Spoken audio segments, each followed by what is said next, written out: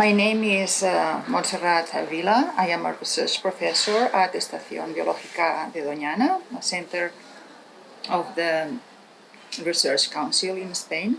I did my PhD in plant ecology and how plants regenerate after disturbances such as fire, and then I got interested on the ecology of non-native species, many of which get invasive after disturbances. I think that biological invasions are a fascinating phenomenon. I have been working on this topic for 25 years now, and all this biotic homogenization, I think that it's a field very interesting to be studied from different perspectives. Some of the questions I ask are why a few individuals introduced from one region by human agency get successful and spread very fast when they get into a new region where they have not evolved.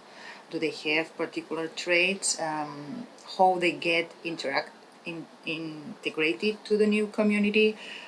Which biotic interactions are important, and most importantly, I have focused a lot on their impacts, on the impacts of biological invasions on biodiversity, ecosystem services, and also in human well-being. Being a scientist as a woman in Spain, and I mentioned the country because I guess that this might depend a lot from country to country, has not been a major problem. I don't think that I have had more disadvantages than my male colleagues, except for motherhood, all the biology going on with motherhood.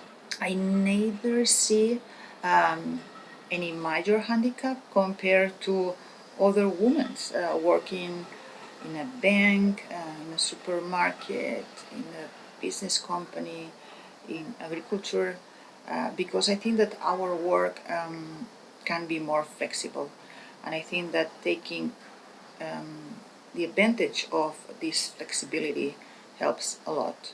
Of course, probably I am biased, and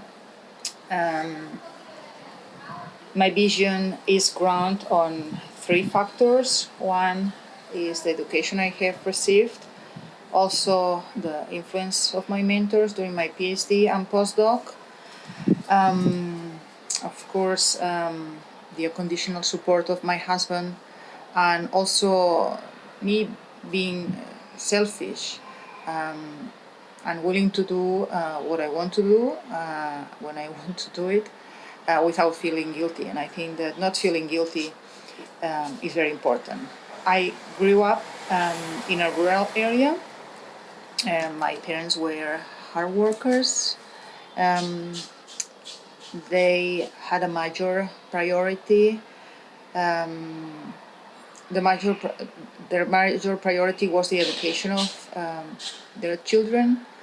My dad only went to school as a kid, but then, he self-educated himself. He had an incredible enthusiasm and curiosity for nature, and I think that this was very important for me. And my mother, she's very independent and headstrong, and I think that this has also been important in my education. When I had my son, I was living 1,000 kilometers apart from my husband. We only met on weekends, and not all of them. But I don't think that this was a very difficult time at all. I mean, we spent 1 year like that, and we had a very simple life, a simple home with my son.